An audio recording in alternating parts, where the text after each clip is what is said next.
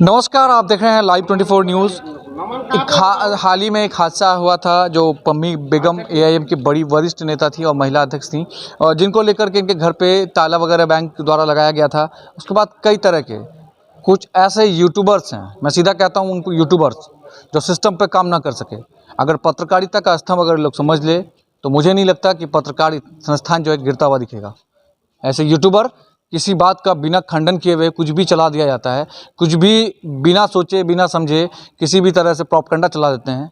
मगर ऐसे में जो उन्माद फैलाई जाती है उन पर कार्रवाई की ज़रूरत है। मगर यहाँ स्थानीय नेता भी उन्हें 500 रुपये में खरीद करके रखा हुआ है, जिसके कारण समाज के जो मेन मुद्दे हैं, जो समाज के हित के लिए चाहिए, उन मुद्दों को दबा दिया जाता है। मैं ऐसे चैनल का बात कर रहा हूँ जिनके एडमिन काफ़ी बड़े दल बदलू टाइप के हैं, पॉलिटिक्स भी करते हैं, पार्टी में जाते हैं, फिर वो यूट्यूबर भी कहलाते हैं। अब बताइए कि वो इस तरह के पत्रकार कैसे हो सकते हैं? पत्रकार कभी किसी पार्टी का नहीं होगा, और पत्रकार अगर पार्टी में जाता है तो वो पत्रकार नहीं हो सकता। दो ही चीज़, अब मैं पत्रकार हूँ तो मुझे रिज़ाइन करके जाना चाहिए, मैं दोबारा इस पर ना आऊँ। मगर उन्होंने दल बदलू वाला काम किया, फिर आज की डेट में वैसे चैनल को फिर चला रहे हैं। मैं उनका नाम नहीं निगेट करूँगा, क्योंकि पत्रकार जो संस्थान है, हिंदुस्तान का 4th stand of India, media democratic system, advice the additional, इन चीज़ों को समझने की ज़रूरत है कि आखिर कैसे चल रहा है। खैर, पम्मी बेगम के साथ जो घटनाएं हुई उसके बाद बड़े लंबे समय के बाद आज पम्मी बेगम से ब्लॉक परिसर में मुलाकात हुई है। पम्मी जी, क्या बात हो गई थी जो आपके घर पे ताला लग गया था? क्या ऐसा रहा, और पार्टी के आला कमान की तरफ से क्या हेल्प हुई और क्या कुछ हुआ आपके साथ? पहले तो मैं आपके चैनल का शुक्रगुजार हूँ, और जितने भी दर्शक देख रहे हैं उनको मैं दिल से अस्सलाम वालेकुम आदाब करती हूँ। और रहा कि मेरे साथ जो घटना हुई तो वो तो साजिश के तहत हुई थी कि मैं लोन लिया था। लोन का मेरा टाइम था 10 साल का, और अभी मेरे 5 साल भी पूरे नहीं हुए थे। और मतलब कि जो लॉकडाउन में सबको टाइम मिला था, उस मुद्दों को दिखा के मेरे को डिफ़ॉल्टर साबित करके मेरे को बल्कि एक बिना नोटिस के मेरे घर को सीज कर दिया जाता है। तो उसके बाद मैं उस मुद्दों से निकल के फिर उसके बाद मेरे को 40 दिन हर रोज़ मतलब कि पेमेंट को बढ़ा के बर्दाश्त में हर तरीके से इन लोगों ने क्या सोचा था कि पम्मी बेगम को हम लोग दबाएंगे और पम्मी बेगम डर के या दब के मतलब कि ये आवाज़ उठानी बंद कर देगी। और मैं शुरू से एक ही बात बोली है कि मैं हमेशा गरीब के लिए लड़ती हूँ और लड़ती रहूँगी। मेरी आवाज़ मेरे अल्लाह के अलावा कोई दुनिया में पैदा नहीं हुआ, कोई अभी तक पैदा नहीं हुआ जो मेरी आवाज़ को दबा पाएगा।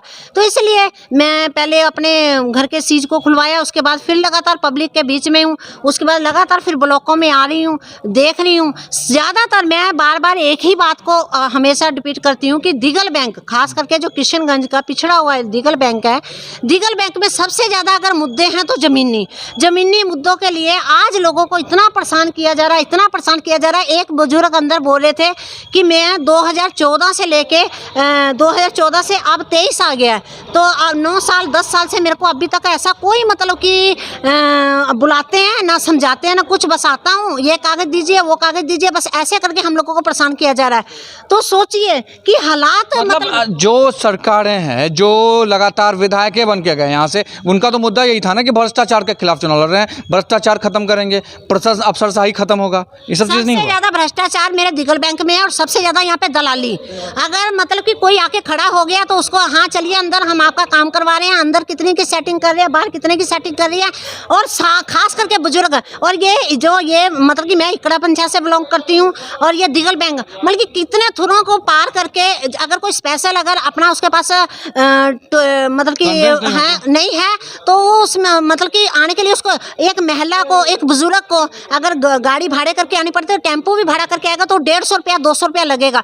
जब 150 से 200 रुपया वो वहाँ से यहाँ तक भाड़ा दे के आएगा, उसका एक दिन काम नहीं होता, तो अगर उसको 10 से 20 बार आना पड़ेगा तो 200 रुपये को आप जोड़ दीजिए।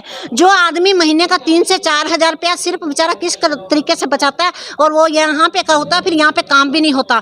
खास करके मैं बार बार यही करती हूँ, सरकार से भी अपील करती हूँ, यहाँ के विधायक से भी अपील करती हूँ, यहाँ से MP साहब से भी अपील करती हूँ कि ये जनता ने आपको वोट दी है, आप प्लीज़ मेरे दिगल बैंक में आके अफसरों की अफसरशाही हटाइए। हम सबसे ज़्यादा अगर यहाँ पे परेशान है तो इन अफसरों से इतना घमंड, इतनी अकड़, और जैसे ये हमारे नौकर हैं, मैं बार बार कह रही ये हमारे नौकर हैं, हम इनके नौकर नहीं। इनके बच्चे मेरे पैसे से पलते हैं, मेरा बच्चा इनके पैसे से नहीं पलता। ये पब्लिक जिस दिन जागेगी तो इस दिन हालात ख़राब करके रख देगी। अच्छा, एक चीज़ मैं पूछ रहा हूँ मैडम, आपने जिस पार्टी में ज्वाइन करा था उस पार्टी का क्या हुआ? उस पार्टी में अभी नहीं दिख रही हैं आप, क्या हुआ ऐसा कुछ?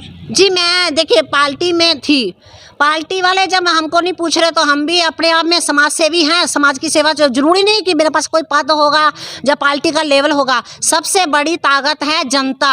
मैं पब्लिक के लिए हमेशा खड़ी हूँ, पब्लिक ही मेरी पार्टी है, पब्लिक के साथ मैं खड़ी हूँ। मेरे को पार्टी आगे की चुनाव की जो रणनीति है वो किस प्रकार से है? क्या किसी पार्टी में जा रही हैं या फिर अब जहाँ का वहीं रहेंगी? नहीं, अभी तक मैं कहीं नहीं, अभी मैं समाज सेवी हूँ। अभी मैं किसी पार्टी को नहीं कहूँगी कि मैं किसी पार्टी के अंदर मतलब कि जा रही हूँ या जाऊँगी, अभी ऐसा कोई हालात नहीं है। और ऐसे मतलब कि रमेश भाई के इंटरव्यू में बोला तो उसमें जो कमेंट लिखते हैं, मैं कहती हूँ अरे एक बात सुन लीजिए, कमेंट लिखने से पहले आप एक बात का दिमाग में बिठा लीजिए, पम्मी बेगम तुम्हारे जैसे 2 टके में बिकी हुई नहीं है, बिकाऊ नहीं है, मेरी अपना है। मैं देखा तुम लोग अंधभक्त हो, मैं अंधभक्ति नहीं करूँगी। अगर मेरी पार्टी वाले गलत कर रहे थे तो मैं गलत के खिलाफ आवाज़ उठाऊँगी।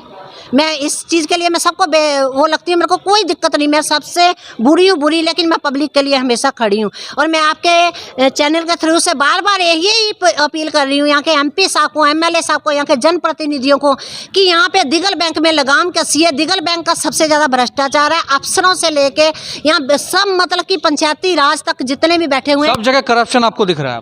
बहुत ज़्यादा है, बहुत ज़्यादा है। मैं शुरू से इस चीज़ के, ये नहीं कि आज मैं मतलब कि इस चीज़ के लिए मैं हमेशा आवाज़ उठाई है, हमेशा दिगल बैंक के लिए आवाज़ उठाने का काम किया है। और ज़मीनी मुद्दे आप किसी भी जितने भी खड़े हैं पूछ लीजिएगा ये किस काम के लिए आए हैं, सबका ज़मीनी मुद्दा ही होगा। पूछ सकते हैं आप लोग, मेरे बोलने से नहीं होगा ना कि मैं पूछिए। मतलब करप्शन आप पूरा ये दिख रहा है कि मीडिया संस्थान भी दिख रही है करप्शन है, तो अफसरशाही कहाँ से स्टार्ट होता है? सरकारें तो कहती है कि हम अफसरशाही के खिलाफ हैं।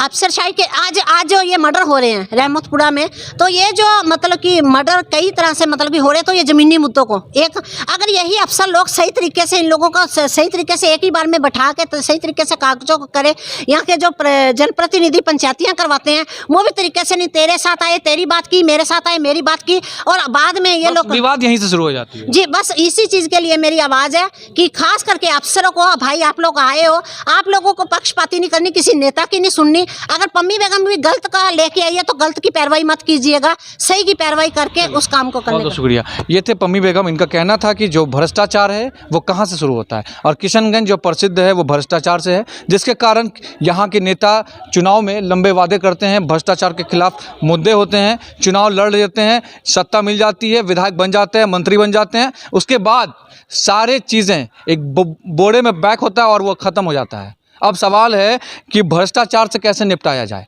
बिहार के सुशासन बाबू कहते हैं कि बिहार में जो भ्रष्टाचार पे लगाम लगाया जा रहा है। लगातार किशनगंज जो है एक रेड सर्किलाइट बन चुका है। मर्डर के मामले में ज़मीनी विवाद सबसे ज़्यादा है, जिसके कारण किशनगंज में आए दिन मर्डर की जो घटना है वो लगातार आ रहा है। अब सवाल उठता है कि प्रशासन किस ढंग से काम कर रही है, जो लोग अपने आप को पिस्टल उठाकर किसी की हत्या कर देता है। सवाल उठता है कि प्रशासन किस ढंग से काम कर रही है। नई मुलाकात फिर होगी लाइव 24 पे किसी ऐसी खास नेता के साथ। बने रहिए लाइव 24 न्यूज़ पर।